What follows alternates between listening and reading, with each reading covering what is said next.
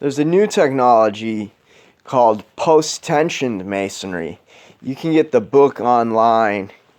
The title has something about shear walls.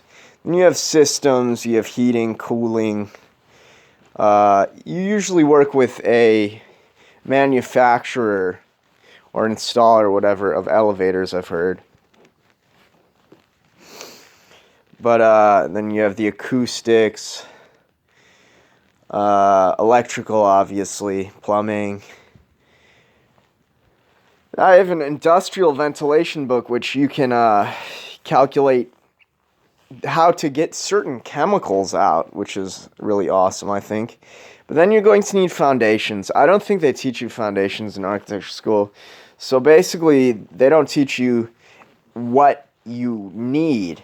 You're going to need fluid mechanics, a dynamics book. Your soil mechanics might have like seismic. Now, they probably teach you the shear seismic equation in architecture school. I wouldn't know. Didn't take... Well...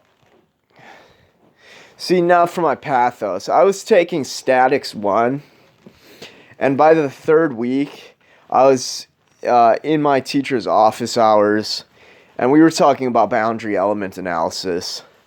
So...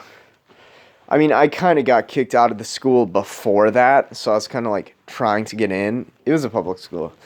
But they didn't have any labs anyways, except for the third or fourth class, which was after mechanics of materials. And it's not like you're going to test every single combination. That'd be so expensive. So... useless. So you can just learn it from the books. But you're also going to need metallurgy and metallurgy of welding. I learned how to weld in school. Didn't learn any metallurgy, not really, but then you're going to need some physical chemistry.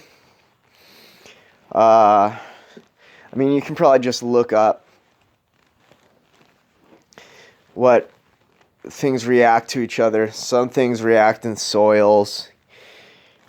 Some metals react with wood, corrode the metal. But the last thing that I wanted to leave you with is that you should probably get a materials and methods book for reference.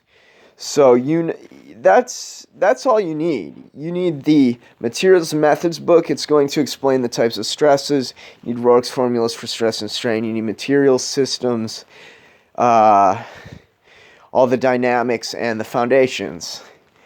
But one last thing before you go.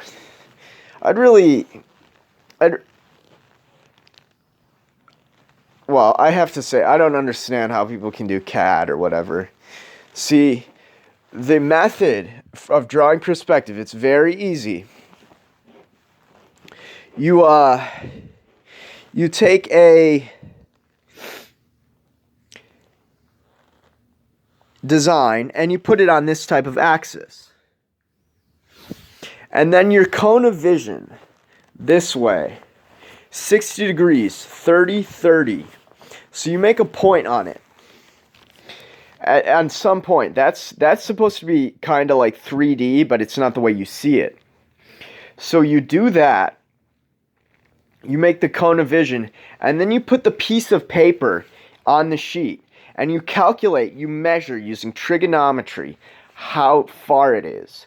And then you just apply it to another sheet of paper, and you've got your perspective drawing. You do not want to take Architectural Design 1. They're teaching you the wrong stuff. Here's another hint. Light bends around corners at about 17-degree deflection. In architecture school, they're going to have you doing exercises about light going straight. They're going to have you doing puzzles with cardboard boxes. They're going to have you drawing your room. They should have taught us to draw in perspective. I mean, the reason I gave that to you is because I could not figure it out. I bought $700 worth of books, these rare books, and I got it. But if someone can't get it from what I just said, I don't think they're going to get it. Because I didn't even, well, that's just ego.